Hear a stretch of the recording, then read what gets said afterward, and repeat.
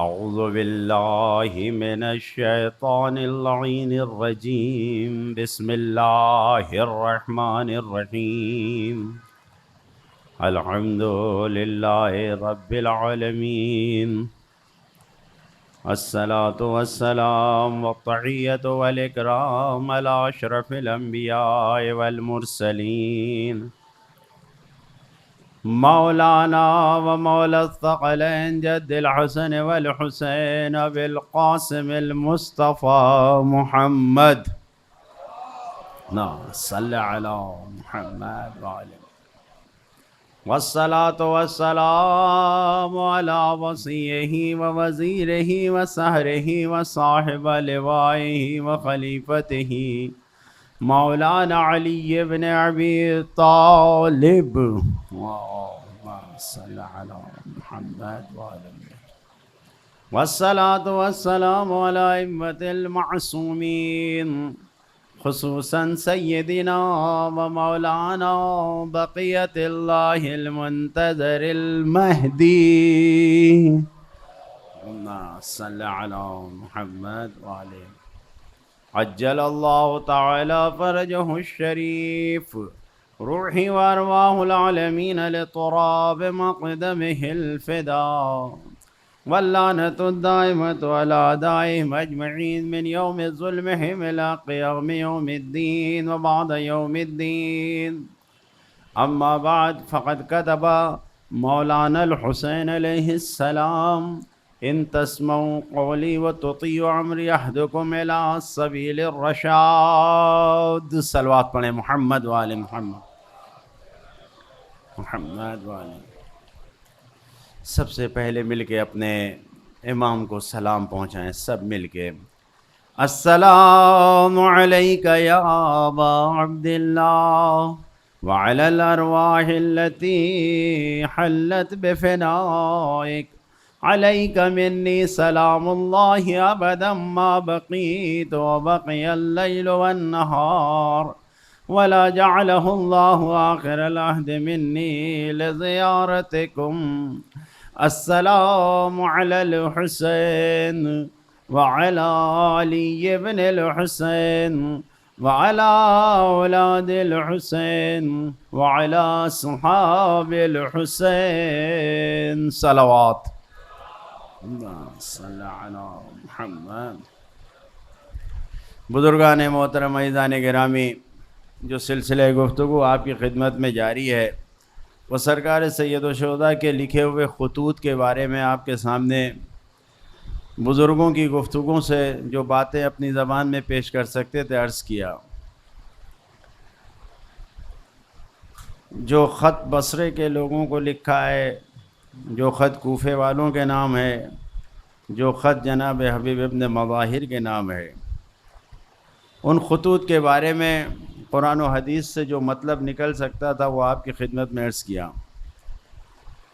آج جس خط کو ظاہر ہے کہ ہم پہلے دن سے ایک جملے کی تکرار کر رہے ہیں اپنے خطبے میں، امام نے یہی کہا ہے کہ ان تسمعوا قولی، اگر میری بات کو سنو گے، وتطیعوا امری، اور میرے امر کی اطاعت کرو گے، تو اہدکم الی سبیل الرشاد، تمہیں ہدایت کے راستے کی طرف لگا دوں گا.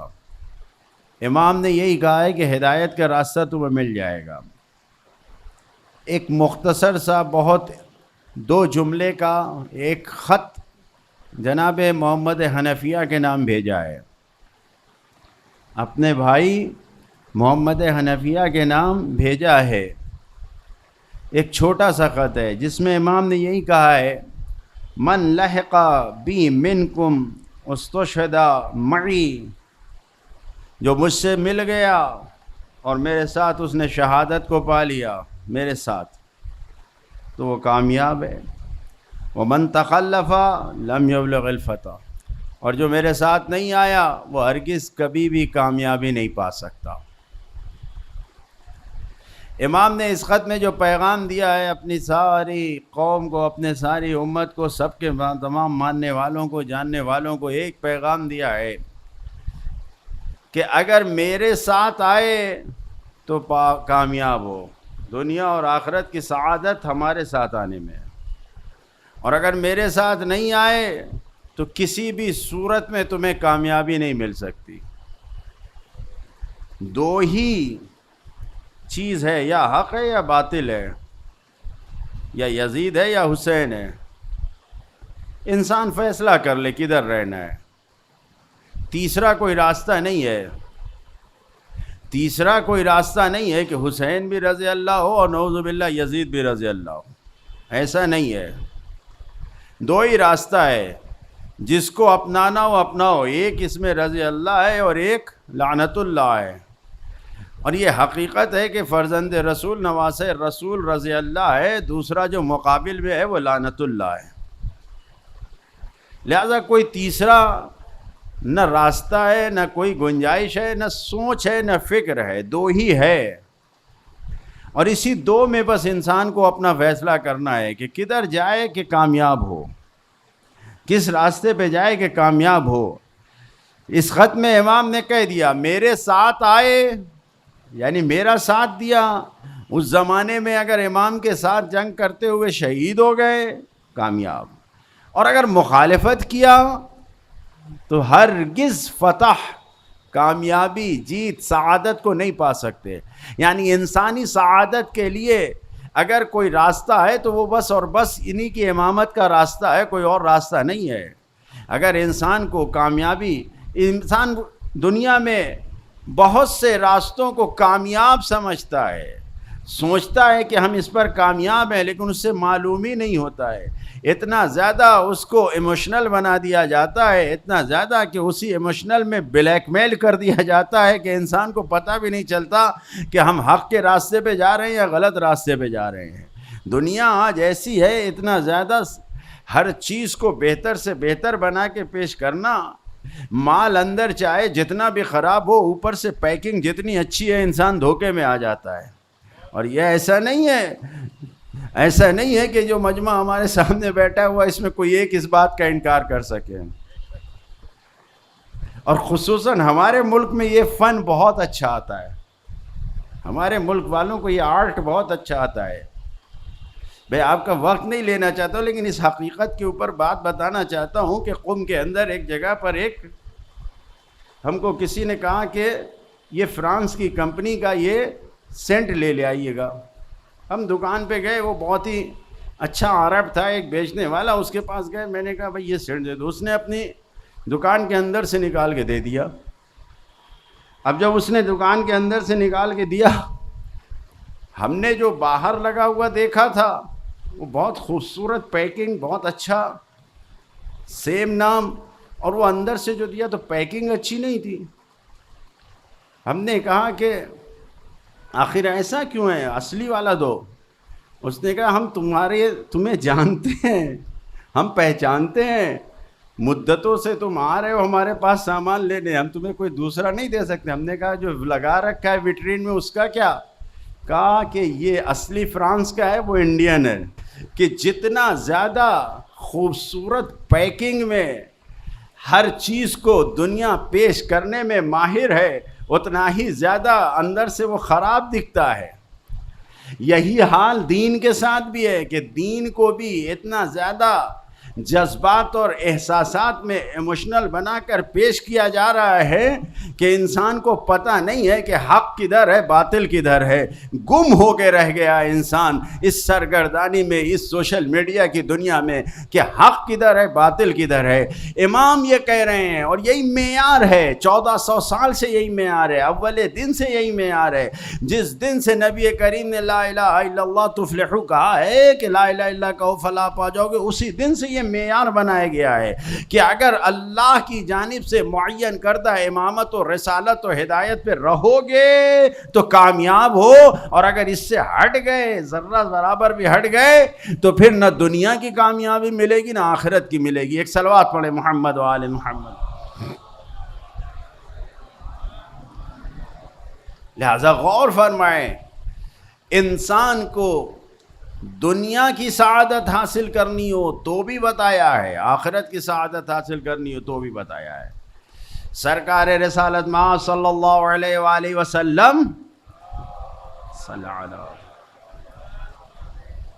فرماتے ہیں کہ من سعادت المرء المسلم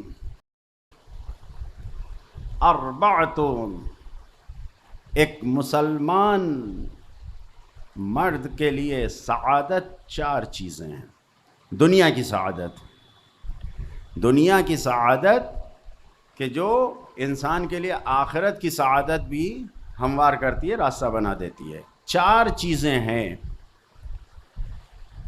اور ان 4 چیزوں کو جو بیان کیا اس کو غور کیجئے. ہمارا جو مکتب جعفری ہے، اس مکتب جعفری میں دنیا کو طلاق دینے کا کوئی حکم نہیں دیا گیا ہے کہ دنیا چھوڑ کر چلا جائے آدمی، نہیں.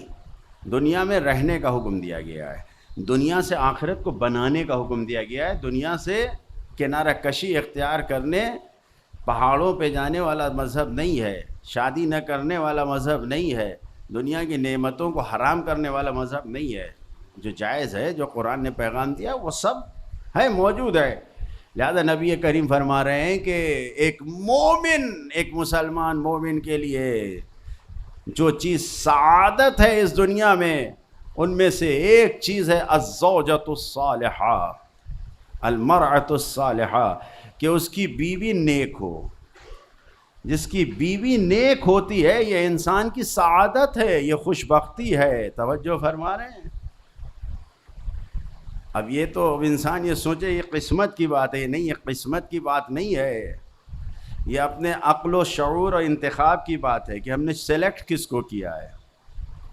جوانی کے عشق میں مجنون ہو کے ہم نے کسی دیوانی لیلا کو چن لیا ہے، یا نہیں اسی جوانی کے عشق میں ہم نے سوچ سمجھ کے اپنی زندگی کے لیے کسی اچھے انسان کو چنا ہے. یہ قسمت کی بات نہیں ہوتی ہے، یہ انسان کے عقل کی بات ہے، یہ عقل و شعور کی بات ہے. اللہ نے عقل دیا، اس کے مطابق انسان کو.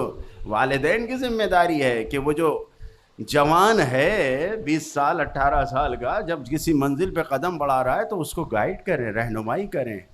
ایسا نہ ہو کہ یہ زندگی طولانی، یہ لمبی زندگی، اس زندگی میں ہم ایسا انتخاب کر لیں کہ ساری زندگی پچھتائے، ساری زندگی مشکلات میں گرے. نہیں، انسان کی سعادت میں سے یہ ہے، انسان کی کامیابی میں سے یہ ہے کہ الزوجۃ الصالحہ المرأۃ الصالحہ.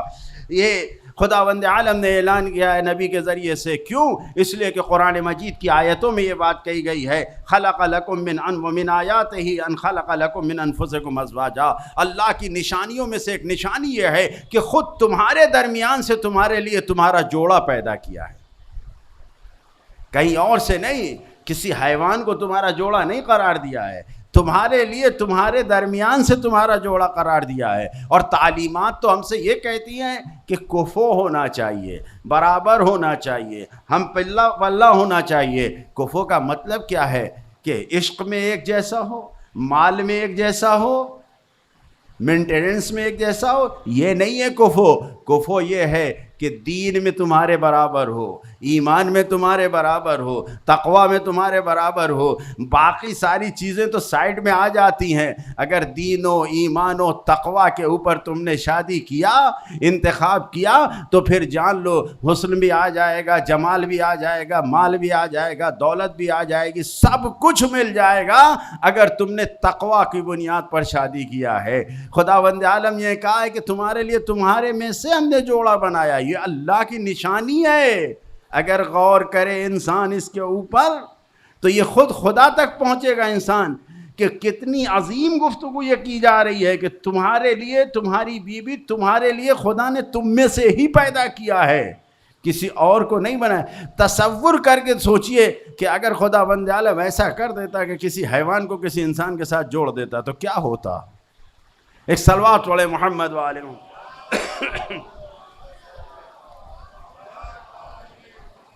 لہذا جو جوڑا بنایا ہے خدا نے، اور یہی نہیں، اس کے بعد کہا لِتَسْكُنُوا إِلَيْهَا، تاکہ تم سکون حاصل کرو. لڑنے کے لیے تھوڑی، ڈپریشن کے لیے نہیں. خدا نے تمہارا جوڑا بنایا تاکہ تمہیں سکون ملے، اطمینان ملے، بے چینی نہیں، اضطراب نہیں، پریشانی نہیں. سکون ملے، آرام ملے، لتسکنوا علیہا.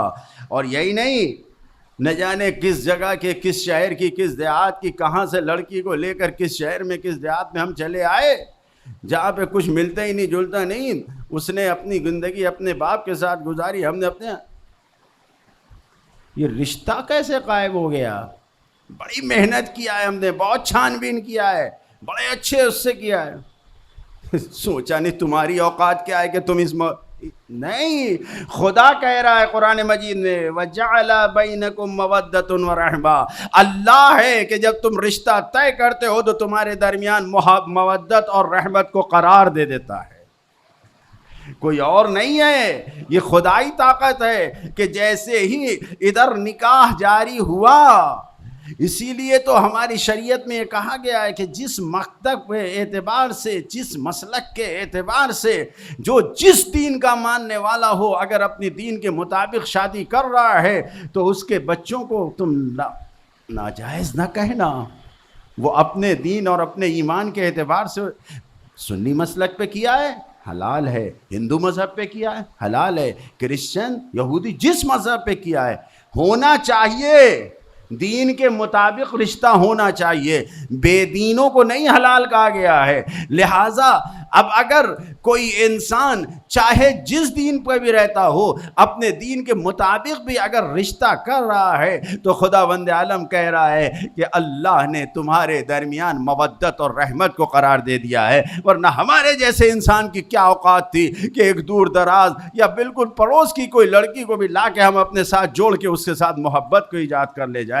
یہ خدا کی جانب سے ہے، جسم اس نے بنایا ہے، ہمارے لیے ذہن و دماغ میں طاقت اس نے دیا ہے. وہ ہے کہ جو رشتوں کو جوڑ دیتا ہے اور ایسا رشتوں کو محبت میں تبدیل کر دیتا ہے کہ پھر ایک دوسرے کے بغیر قرار نہیں آتا ہے. ایک صلوات پڑھے محمد و آل محمد.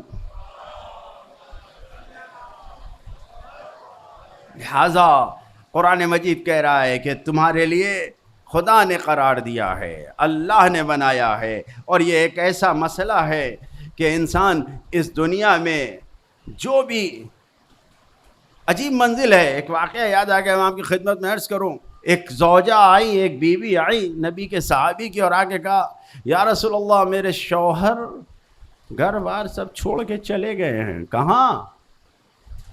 انہوں نے یہ کہا ہے کہ اللہ کے رسول نے یہ کہا ہے کہ تقوی، پرہیزگاری، لہٰذا میں گھر سے جا رہا ہوں. کہاں چلے گئے؟ کسی پہاڑ وہاڑ پہ کہیں جا کے کہیں کنارہ گوشی. کون ہے؟ جناب عثمان ابن مظعون، جو نبی کے خاص صحابی، مولا علی سے خاص محبت کرنے والے. توجہ فرما رہے ہیں؟ بہت زیادہ محبت اہل بیت میں ڈوبے ہوئے، اتنا ڈوبے ہوئے کہ جس وقت ان کا انتقال ہوا تو مولا علی نے اپنے بیٹے کا نام انہی عثمان ابن مظعون کے نام پہ اپنے بیٹے کا نام عثمان رکھا ہے، کسی اور کے نام پہ نہیں. کبھی ذہنوں میں نہ آئے یہ بات.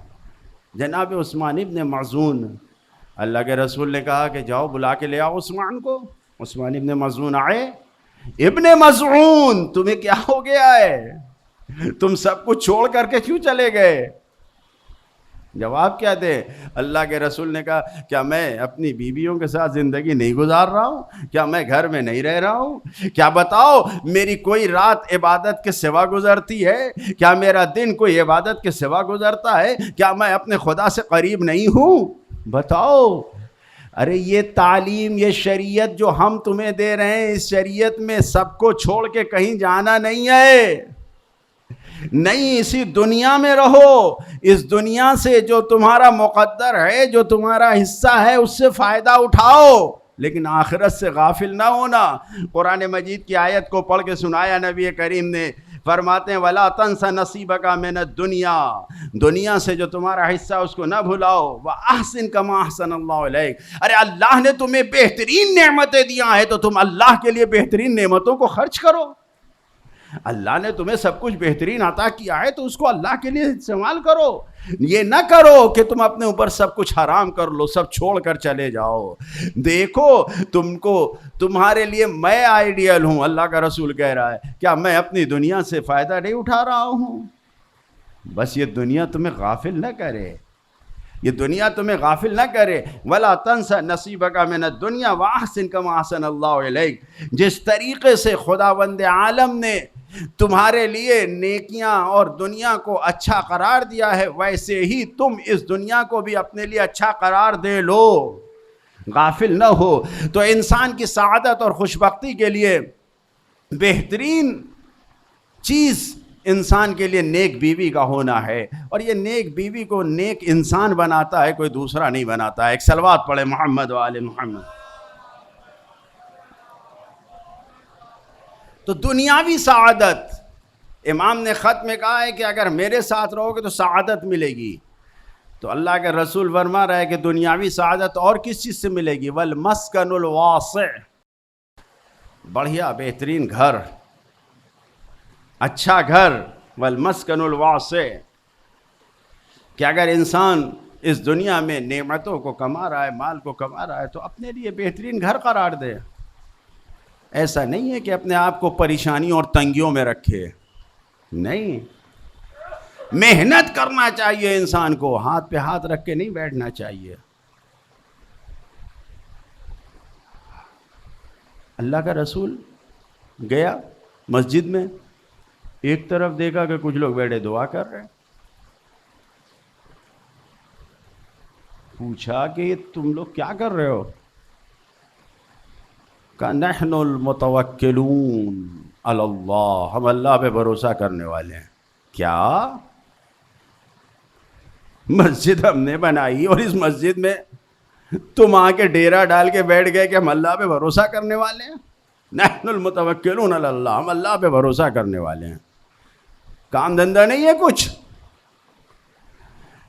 بل متکلون، تم متوکلین نہیں ہو کہ اللہ پہ بھروسہ، بلکہ تم زمین پر بوجھ ہو. نبی نے کہا جمع کرو یہ سب، کیا یہ جا کے کام کرو، محنت کرو، مشقت کرو. محنت و مشقت کے بعد من قد ید، اپنے ہاتھ سے جو کما کے لے آتے ہو اس میں خدا برکت دیتا ہے، اس میں خدا تمہارے لیے سب کچھ نوازتا ہے. ایسا نہ ہو کہ اپنے آپ کو فقیر بنا لو. کیوں؟ اس لیے کہ کاد الفقر ان یکون کفرا، اس لیے کہ فقیری انسان کو دین سے خارج کر دیتی ہے. اگر مال نہ ہو انسان کے پاس تو ایسا بھی ہو جاتا ہے کہ انسان خدا سے دور ہو جاتا ہے. لہٰذا فقیری سے بچائیے جتنا ہو سکے. اگر آپ کو اللہ نے مالا مال بنایا ہے تو کسی بھی مومن کو اگر آپ دیکھیے کہ وہ مشکلات میں ہے، مال کی تنگ دستی میں ہے، تو اس کو اتنا دیجئے کہ وہ بے نیاز ہو جائے. اگر کسی ایک کا بھی دین آپ نے بچا لیا تو یقین جانیے خود آپ کے دین کی ضمانت ہو گئی، گارنٹی ہو گئی کہ آپ دیندار ہیں. کیوں؟ اس لیے کہ یہ فرمایا ہے کاد الفقر ان یکون کفرا. یہ خود انسان غور کرے، اگر ہوتا یہی ہے کہ انسان جب فقیری میں آتا ہے تو پھر اپنے دین کو بھول جاتا ہے، پھر تو یہ سوچتا ہے کہ کہیں سے بھی ملے ہمیں جان بچانی ہے، ہمیں کھانا کھانا ہے، وغیرہ وغیرہ، یہ ساری چیزیں آ جاتی ہیں. لہٰذا انسان کو سوچنا چاہیے. البتہ یہ انسان کا مزاج ہے کہ انسان کو جب ملتا ہے، چاہے وہ خدا کی دی ہوئی نعمت ہو، اور ہوتی یہی ہے کہ خدا نعمت دیتا ہے، انسان جتنی بھی محنت کرے نعمت خدا کی طرف سے آتی ہے، لیکن یہ انسان سرکش ہو جاتا ہے. خود قرآن مجید میں کلا ان الانسان لیطغی ان رآہ استغنی، یہ اپنے آپ کو بے نیاز سمجھتا ہے، یہ طاغی ہو گیا ہے، یہ سرکش ہو گیا ہے. نعمتیں ہم نے دیا، سب کچھ برکتیں ہم نے دیا، نعمتوں کو ہم نے کئی برابر کر کے پیش کر دیا، ان نعمتوں کے ذریعے عزت ہم نے دیا، لیکن یہ سوچتا ہے کہ سب تو ہم نے کیا ہے، یہ ہمارے زور بازو کی کمائی ہے، یہ ہمارے عقل کی کمائی ہے، یہ ہم نے محنت کیا، ہمیں سب کچھ مل رہا ہے. تو جیسے ہی اپنے آپ کو خدا سے بے نیاز پاتا ہے، کیا کرتا ہے؟ لیطغی، یہ سرکش ہو جاتا ہے. اور جب سرکش ہوتا ہے تو دین سے ہاتھ دھو بیٹھتا ہے. ہوشیار رہنا چاہیے انسان کو. انسان کے لیے جو گھر ہے، انسان کے لیے یہ بہت بہترین چیز ہے کہ انسان اپنی محنتوں کی کمائی سے اچھا گھر اپنے لیے قرار دے، کہ یہ انسان کی سعادت کے لیے، دنیا اور آخرت دونوں کے لیے ہے کہ اچھا گھر بنائے. البتہ فضول خرچی نہ کرے، اسراف نہ کرے، صحیح، ایسا نہ کرے. میں آج گیا تھا ایک جگہ مجلس پڑھنے، تو بتایا کہ یہ فلاں کا گھر ہے جو انڈیا کا نمبر 1 کا بزنس مین ہے، امبانی، یہ اس کا گھر ہے. اور پھر دوسرے آدمی نے کہا مولانا اس میں 500 کمرے ہیں. ہم نے رہنے والے کتنے ہیں؟ کہا 5 آدمی ہیں. تو یہ تو ایسے ہی 1-2 ہی ہوں گے پورے انڈیا میں، 2-4-10-100 ہوں گے. کوئی انشاءاللہ آپس میں کوئی ایسا نہیں ہوگا. لیکن اگر کسی کے ذہن میں ایسا خیال ہے کہ ہمارے 5 بچے ہیں تو ہمارے پاس 20 کمرے کا مکان ہو، تو یہ سب شیطانی باتیں ہیں. وسیع گھر ہو، بڑا گھر ہو، سب کچھ ہو، لیکن ایک اندازے کے مطابق جس میں انسان آرام سے زندگی گزار سکے، جس میں انسان اللہ کی عبادتوں کو انجام دے سکے، جس میں اللہ نے جو حکم دیا ہے مہمانوں کی عزت کر سکے، جس میں ہم دوسرے امور کو انجام دے سکیں. ایسا گھر کیوں؟ مولا نے پوچھا کہ یہ گھر تم نے اتنا بڑا کیوں لیا ہے؟ کہا مولا، چاہنے والوں نے شکایت کیا کہ مولا آپ کے صحابی نے بہت بڑا گھر بنوایا ہے. اچھا، حویلی بنوا لی ہے، مثلا 20-25 کمروں کا گھر بنوا لیا ہے.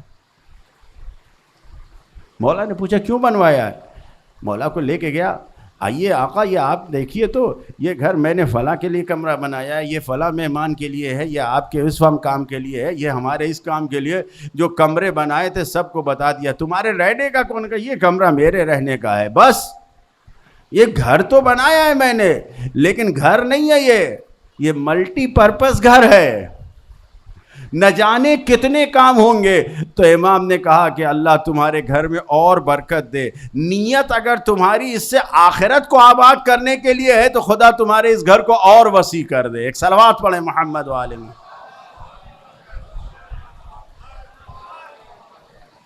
اور تیسری چیز کہ جس کو بہت زیادہ بیان کرنے کی ضرورت نہیں ہے، وہ کیا ہے؟ والمرکب العالی. اس لیے کہ انسان کھانے کے لیے ہو نہ ہو لیکن سواری اپنی بہت اچھی بناتا ہے. آج کے دور میں بہترین گاڑی ہونا. بہرحال جس گاڑی میں انسان کی جان کی حفاظت ہو اس گاڑی کو انتخاب کرنا چاہیے.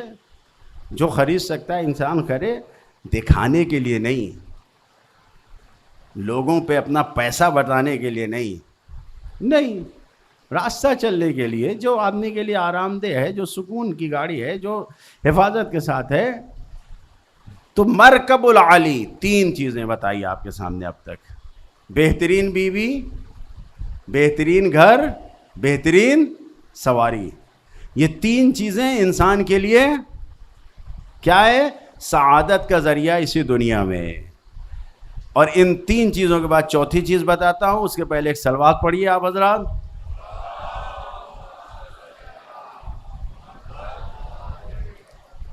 یہ جو آپ پہلی محرم سے آ رہے ہیں، انشاءاللہ عاشورہ کے دن 11 بجے اسی جگہ پر عاشور کے اعمال ہوں گے. کئے بجے؟ 11 بجے. 11 بجے دن میں. اور پھر اول وقت نماز ہوگی، اور نماز کے بعد اعمال کے بعد نماز کے بعد فاقہ شکنی مجلس وغیرہ جو ہوگا. ٹائم کیا ہے شروع ہونے کا؟ 11 بجے. لیٹ نہ کریں. اور پھر اس کے بعد عاشور کا دن ہے، بہت زیادہ آرام اور اطمینان کی فکر میں نہ رہیے گا. عاشور کا دن ہے، لہٰذا پھر اول وقت نماز ہوگی مغرب عشاء کی انشاءاللہ اسی جگہ پہ. مغربین کی نماز کے فوراً بعد شام غریبہ کی مجلس ہوگی. لہٰذا عاشور کے دن اپنا ٹائم ٹیبل سب کچھ ایسا سیٹ کیجئے کہ یہ 10 دن عزاداری میں آئے ہیں، اس کو بہتر سے بہتر طریقے سے مولا کی خدمت میں ہدیہ بنا کر پیش کیجئے. ایک صلوات پڑھیے محمد والے.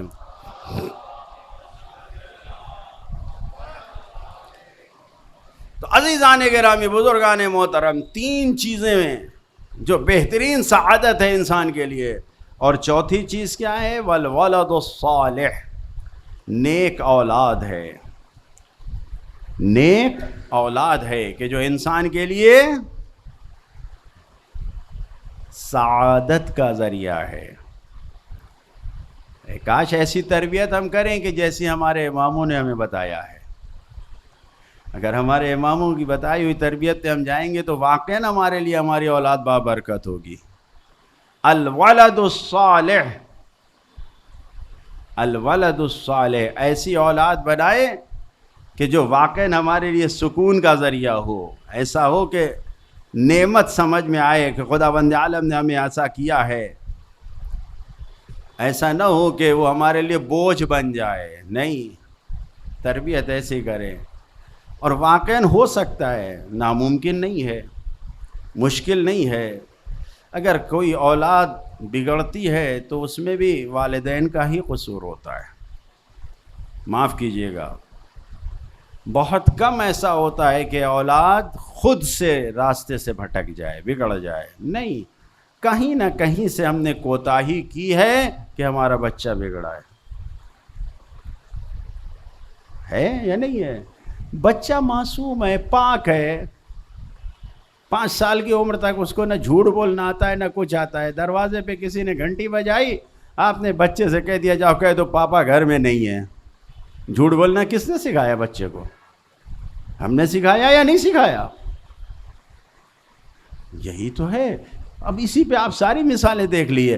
ہم اپنے عمل کے ذریعے سے، ہم سے کتنا کہا گیا ہے اپنے بچوں کے سامنے کام نہ کرو، اپنے بچوں کے سامنے یہ کام نہ کرو، ایسا نہ کہو، وعدہ خلافی نہ کرو. یہاں تک کہ ناسمجھ بچے سے بھی وعدہ کر کے نہ جاؤ.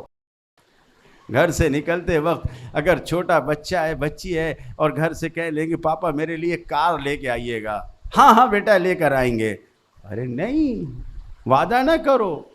وہ چھوٹی بچی ہے جو یہ کہہ سکتی ہے کہ میرے لیے کار لے کے آئیے گا. آپ اس سے کہہ سکتے ہیں کہ بیٹا کار خریدنے کے لیے دکان پہ جانا پڑے گا، ہمیں آفس سے ٹائم ملے گا کہ نہیں ملے گا، ہم دیکھیں گے بیٹا، آج نہیں لائے تو پھر کبھی جب موقع ملے. کچھ تو بتا کے جاؤ. جب اس کے پاس اتنا سینس ہے کہ وہ آپ سے ڈیمانڈ کر سکتی ہے تو آپ اس کو کچھ بتا کے اس کو آپ قابو میں بھی تو کر سکتے ہیں. جھوٹ بولنے کی کیا ضرورت ہے؟ وعدہ خلافی نہ کریں. شام کو آپ خالی ہاتھ جب گھر آئیں گے، صبح کہہ گئے تھے ہاں بیٹا ہم لے کر آئیں گے، اور جب شام کو خالی ہاتھ آئیں گے تو وہ آپ کو پہچانتی ہے کہ میرا باپ ہے. وہ زبان سے کچھ نہیں کہے گا، زبان سے کچھ نہیں کہے گی بچی کہ بابا آپ کیوں نہیں خرید کر لے آئے، لیکن اس کے ذہن پہ یہ بات بیٹھ جائے گی کہ ایسا بھی کیا جا سکتا ہے. کس نے جھوٹا بلایا؟ وعدے کی خلاف ورزی کرنے والا اپنے بچے کو کس نے بنایا؟ ہم نہیں تو بنایا. غور کریں. الولد الصالح، بہترین تربیت کریں، جھوٹی تربیت نہ کریں بچوں کو. کبھی بھی کوئی بات جھوٹ نہ بتائیں، سچ بتائیں، بالکل سچ بتائیں. کوئی مصلحت نہیں، کوئی پریشانی نہیں، قطعاً نہیں. کیوں؟ اس لیے کہ ذرہ برابر بھی اگر زندگی میں جھوٹ ہم لے آئیں گے تو وہ کل چل کے ہمارے اس جھوٹ کو. کیوں؟ مولا کائنات حضرت علی ابن ابی طالب علیہ السلام ارشاد فرماتے ہیں العلم فی الصغر کالنقش علی الحجر. بچپنے میں جو چیز سیکھتا ہے وہ پتھر کی لکیر ہوتی ہے، جیسے پتھر پہ نقش بنتے ہیں. مولا کائنات نے کہا. اور ہم کیا سوچتے ہیں؟ ہم کیا سوچتے ہیں؟ روایت میں ہے کہ چھوٹے دودھ بوتے بچے کو بھی نہ ڈانٹو. چھوٹا جو دودھ پیتا بچہ ہے اس کے سامنے بھی جھوٹ نہ بولو. کیوں؟ اس لیے کہ اس کے جسم میں قبول کرنے کی طاقت پائی جاتی ہے. وہ اثر کو قبول کرتا ہے، وہ اثر کو قبول کرتا ہے. اسی لیے کہا گیا ہے اگر چھوٹا بچہ رو رہا ہے تو اس سے نہ کہو کہ مثلا کیا ہو گیا ہے تجھے، کیوں ایسا کر رہا ہے، کچھ نہیں. پیار سے کہو، اچھی بات کہو. انسان کے جسم میں 70% جو پانی ہے، یہ پانی 10 سیکنڈ میں اثر کو قبول کرتا ہے. یہ پانی 10 سیکنڈ میں اثر کو قبول کرتا ہے.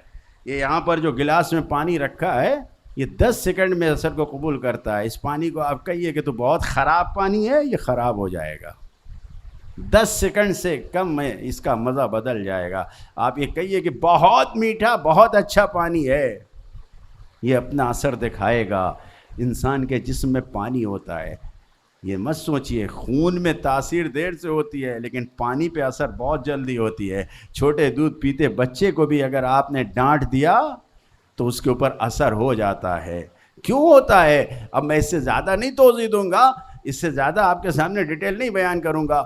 اگر نہیں ہے تو انشاءاللہ آپ کے گھر میں چھوٹے بچے ہوں گے، جا کے دیکھ لیجئے، کبھی ڈانٹ کے دیکھ لیجئے اور کبھی خاموش کر کے پیار سے کر کے دیکھ لیجئے تاثیر ہوتی ہے یا نہیں. جب کہ وہ ناسمجھ ہوتا ہے، گود میں ابھی آغوش میں کھیلنے والا ہوتا ہے لیکن اس کے اوپر اثر ہوتا ہے.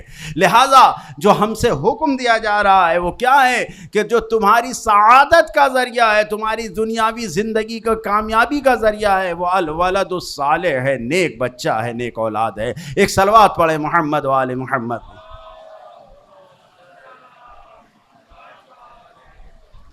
لہذا اگر انسان اپنے دین کے مقابلے میں ایسا نہ ہو کہ میں تو ایک طرف سے بتا رہا ہوں، دوسری طرف سے ایسا نہ ہو کہ محبت میں اولاد کے ہم ایسا ڈوب جائیں کہ دین کو قربان کر دیں، ایسا بھی نہیں ہونا چاہیے. خداوند عالم نے قرآن مجید میں ارشاد فرمایا قل ان کان آباؤکم و ابناؤکم، اے رسول کہہ دیجئے اگر تمہارے باپ، آباؤکم یعنی تمہارے باپ دادا، و ابناؤکم تمہاری اولاد، تمہارے بیٹے پوتے، و اخوانکم تمہارے بھائی، و ازواجکم تمہاری بیویاں، و عشیرتکم اور تمہارے خاندان والے، و اموال اقترفتموہا اور وہ مال جو تم نے بڑی محنتوں سے جمع کیا ہے، و تجارت تخشون کسادہا وہ تجارت، وہ بزنس جس کے بارے میں تم ڈرتے ہو کہ دھندا مندہ نہ پڑ جائے، کساد نہ ہو جائے. یہ کساد بھی عربی کا لفظ ہے. وہ مساکن ترضونہا اور وہ گھر کے جس سے تم راضی ہو، بلڈنگیں تم نے جو کھڑی کر رکھی ہیں، بروج مشیدہ جو بڑے اونچے اونچے ٹاور بنا رکھے ہیں، اور اس کے علاوہ یہ سب اگر تمہارے نزدیک احب الیکم من اللہ و رسولہ، ماں باپ بھائی بہن خاندان اولاد بچے مال بزنس تجارت گھر، اگر یہ سب چیزیں تمہارے نزدیک اللہ سے زیادہ پیاری ہیں تو یہ جان لو کہ اللہ نے تمہارے لیے دردناک عذاب رکھا ہے. اگر اولاد کی محبت اتنی آ گئی کہ اپنے دین کو ہم نے بیچنا شروع کر دیا تو پھر دردناک عذاب ہے. سمجھ رہے ہیں؟ شادی بیاہ کے موقع پہ بہت ہوتا ہے، بچہ خوش، بچے کی خوشی کے لیے مکس گیدرنگ بھی ہو جاتی ہے، نہیں معلوم کیا کیا ہوتا ہے. آپ کو معلوم ہے نماز چھوٹ جائے لیکن رات کی پارٹی لمبی ہوگی. خدا رحمت کرے، ایسے واقعاً ان کے اوپر رحمت کرے اور خدا ان کے اوپر اپنی برکتیں نازل کرے اور ان کے اوپر اپنی نعمتیں نازل کرے. ہمارے پاس یعنی ہمارے سامنے ایسی ہیں لڑکیاں کہ جو پوچھتی ہیں کیا میک اپ میں نماز ہو جائے گی؟ کیوں بھائی؟ وضو کر کے میک اپ کر کے جائیں گے، نکاح ہوگا، اس کے بعد نماز کا وقت ہوگا تو میک اپ میں نماز ہو جائے گی. اس کا مطلب کہ فکر ہے کہ نماز نہیں چھوٹنی چاہیے. ایسے بچے بھی ہیں، ایسی بچیاں بھی ہیں، خدا ان کو سلامت رکھے. لیکن بہت سے والدین ایسے ہوتے ہیں کہ بچوں کے دین کی انہیں پرواہ نہیں ہوتی ہے، خاص کر کے شادی کے موقع پہ، خاص کر کے جن کے پاس دولت زیادہ ہو جاتی ہے وہ اپنے دین کو کنارے لگا دیتے ہیں. اس آیت میں خداوند عالم یہ کہہ رہا ہے اگر بچے کی محبت تمہیں دین سے ہٹا دے، بچے کی محبت خدا کی محبت، یہی تو ہے کہ جب انسان بچے کی بات کو مان کے خدا کے حکم کو نہ مانے، اس کا مطلب یہ ہے کہ بچے کی محبت زیادہ ہے، خدا کی محبت کم ہے. اگر ایسا ہے تو خود یہ آیت کہہ رہی ہے تو پھر دردناک عذاب ہے. لہٰذا 4 چیزیں جو نیک ہے انسان کے لیے، جو انسان کی سعادت کے لیے ہے، اس کو انسان دیکھے اور اس کو انسان اپنے سامنے رکھے. جو 4 چیزیں ہیں، بہترین بیوی، بہترین گھر، بہترین گاڑی، بہترین اولاد. اگر انسان واقعاً سسٹم سے اپنے زندگی کو گزارے تو ایسا ہی ہوتا ہے، فکر میں نہ رہے انسان. تاریخ میں ملتا ہے کہ ایسے جوان آئے ہیں سامنے کہ جنہوں نے اپنا سب کچھ چھوڑ دیا ہے، مصعب ابن عمیر نبی کریم کے پاس آ کے کہتا ہے کہ میں اپنی ماں کا اکیلا ہوں، میرے پاس دولت بہت ہے، ماں نے سب کچھ دے رکھا ہے، بڑی دولت ہے میرے پاس، میں مسلمان ہونا چاہتا ہوں، میری ماں کہتی ہے کہ نہیں مسلمان نہ ہو۔ نبی کریم نے کہا کہ ماں کو ناراض نہیں کیا جا سکتا، لیکن ماں اور باپ کی رضایت خدا کے سامنے تو نہیں چلے گی۔ تم دین حق کو اختیار کرنا چاہتے ہو، تم دین کو اختیار کر لو، لیکن ماں کو اذیت تکلیف نہ دینا۔ اس نے جا کے ماں سے اعلان کیا کہ میں مسلمان ہو گیا ہوں۔ وہ کہتی ہے کہ تم اپنے باپ دادا کا دین چھوڑ کر چلے جاؤ گے، بت پرستی ہمارا بت ہے، یہ فلاں خدا ہے، یہ فلاں خدا ہے کا چھوڑ کے چلے جاؤ گے تم؟ اس نے کہا میں تو مسلمان ہو گیا ہوں۔ ماں نے کہا کہ گھر سے باہر نکل جاؤ، تمہیں کچھ نہیں ملے گا۔ جو کپڑا جسم پر تھا اسے جسم کو پہنے ہوئے ساری نعمتوں سے محروم کر دیا خاندان والوں نے، ماں نے، جب ماں نے ہی محروم کر دیا، سب نے سب کچھ چھوڑ کے چلا آیا، لیکن دین کو قبول کیا، دین کے خاطر پوری دنیا کو چھوڑ دیا، میدان جنگ میں جام شہادت نوش کیا، میدان جنگ میں جام شہادت نوش کیا۔ نبی کریم جنازے کو دفن کرتے وقت دعا کر رہے ہیں، خدایا اس کو جنت کی بہترین جگہ عطا فرما۔ کس بنیاد پر؟ اس لیے کہ اس نے پوری دنیا کو اپنے قدموں میں ٹھوکر مار دیا ہے، دین کو اختیار کیا ہے۔ ایسی اولاد تربیت کریں، ایسی اولاد کریں کہ آپ کی نور نظر ہو، ایسی اولاد تربیت کریں کہ جو آپ کے آنکھوں کا تارا ہو۔ ہاں، ایسی اولاد کہ جس کو باپ دیکھے تو دیکھ کر خوشی سے جھوم اٹھے، ایسی اولاد۔ عزادارو، کربلا کے میدان کی طرف جاتے ہوئے کتنا پیار بیٹے کو باپ سے، باپ کو بیٹے سے، بیٹے کی آغوش میں یعنی بیٹے کے پاؤں پہ سر رکھ کے باپ سو گیا۔ اور میں اس کو باپ اور بیٹے کی محبت کے ساتھ ساتھ جو محبت دیکھتا ہوں وہ یہ بھی ہے کہ بیٹا تھا بھی تو ایسا جو ہر اعتبار سے رسول کے جیسا تھا، سر رکھ کے سو گیا۔ کون بیٹا ہے؟ چلتا ہے تو رسول اللہ چل رہے ہیں، بولتا ہے تو رسول اللہ بول رہے ہیں، اٹھتا ہے بیٹھتا ہے تو ہر انداز رسول جیسا ہے، دیکھو اگر غور سے تو صورت رسول کے جیسی ہے۔ ایسا بیٹا، سر باپ کا، باپ نے ایک جملہ کہا انا للہ و انا الیہ راجعون، بیٹے نے پوچھا خیر تو ہے، آواز دیا، منادی ندا جا رہا ہے کہ ہم موت کی آغوش میں جا رہے ہیں۔ باپ سے پوچھا اولسنا علی الحق، بابا جان کیا ہم حق پہ نہیں ہیں؟ آواز دیا بھلا ہم حق پہ ہیں۔ آواز دیا اذن لا نبالی بالموت، پھر ہمیں موت سے ڈر نہیں ہے، کاروان موت کی طرف جا رہا ہے تو ہم بھی موت کے ساتھ جا رہے ہیں۔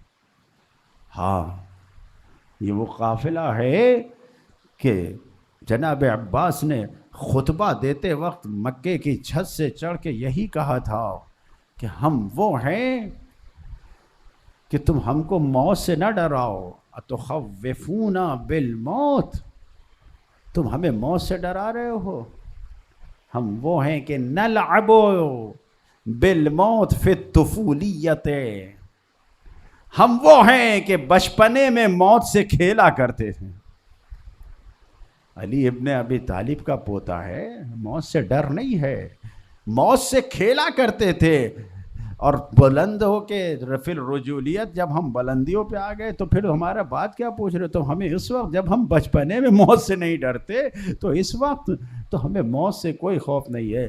عزادارو، یہ قافلہ چلا اور چلتے چلتے وہ دن بھی آئی، عاشور کی شب آئی اور پھر عاشور کی صبح نمودار ہوئی۔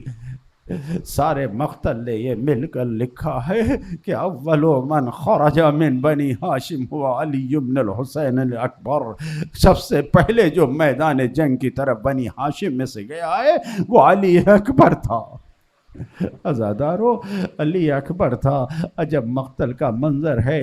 آپ جانتے ہیں کہ ہر نے آ کے اجازت مانگی ہے موت کی طرف جانے کے لیے، لیکن علی اکبر نے موت کی اجازت نہیں مانگی ہے۔ آ کے بابا کے پاس کھڑے ہوئے، نہ اکبر سے یہ کہا کہ جاؤ بیٹا، نہ اکبر نے یہ پوچھا کہ جاؤں بابا، نہیں، کوئی اجازت نہیں، کوئی رضا نہیں۔ اپنا اعلان کیسے کیا؟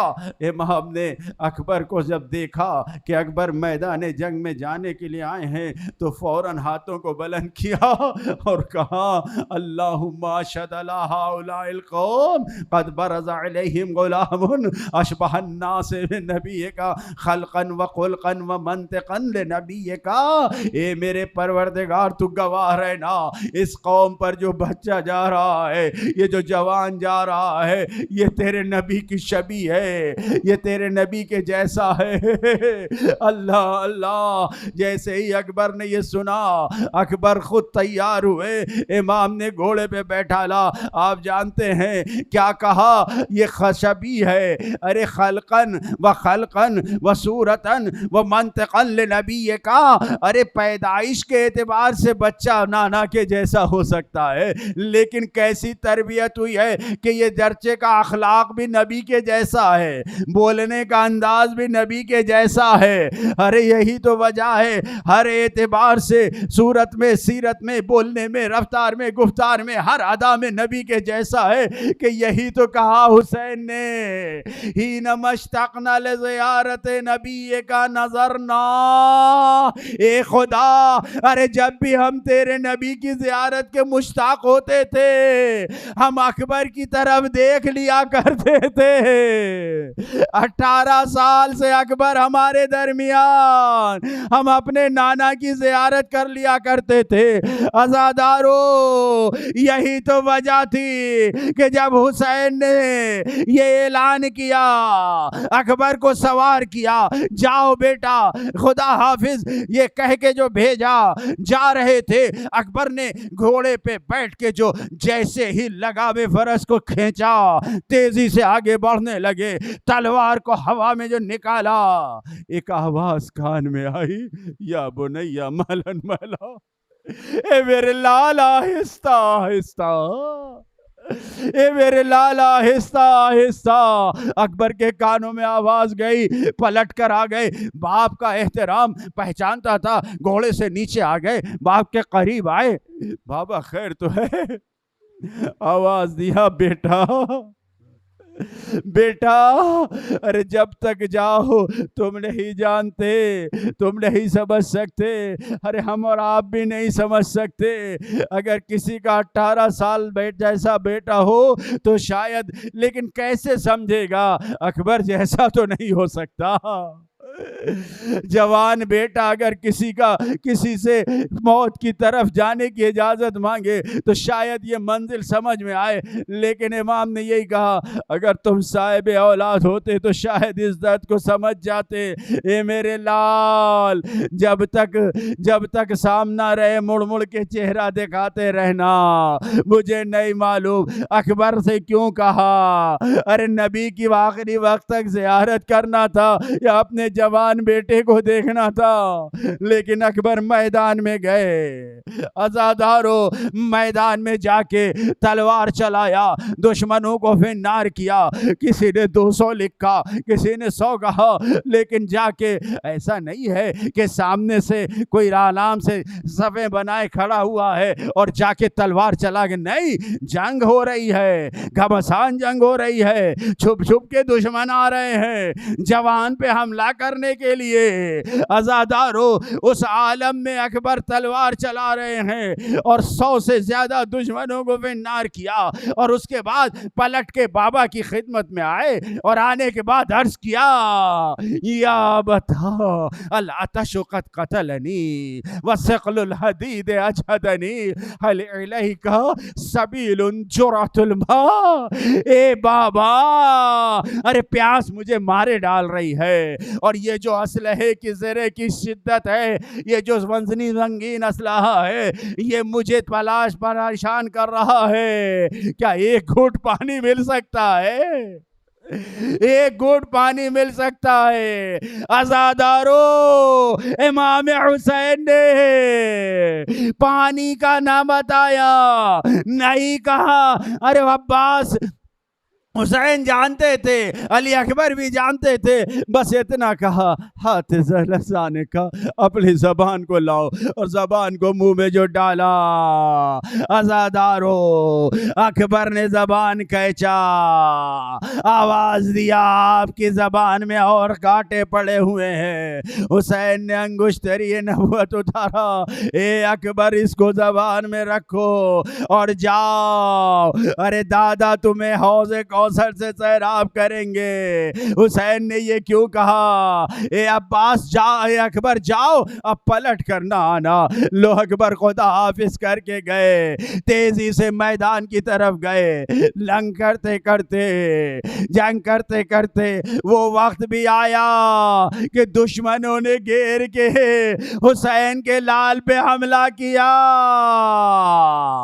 ارے اکبر زمین سے نیچے آئے، ایک آواز دیا علیکہ منی السلام یا ابتا، جواب سلام قبول کیجئے بابا۔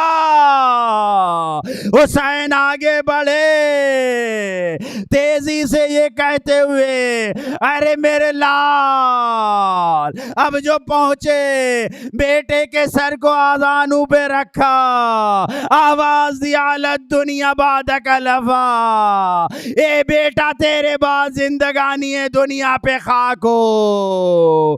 باپ نے بیٹے کو اپنے ہاتھوں پہ لیا، اب جو بغور دیکھا آواز دیا والیا، اکبر نے باپ کے ہاتھوں پہ دم توڑا، جوان لال زمین پہ ایڑیاں رگڑتا ہوا اس دنیا سے رخصت ہو گیا۔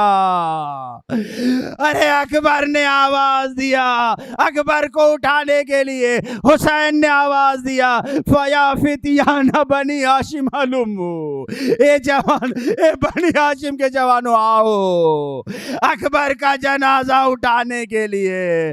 حسین کی آنکھوں کا نور گیا، لو عزادارو مل کر جنازہ اب جو خیمے میں لے آئے۔ جیسے ہی جنازہ آیا بیویوں نے گرا دیا، ہر طرف سے آواز آئی واہ اکبرا واہ مصیبتا واہ مصیبتا۔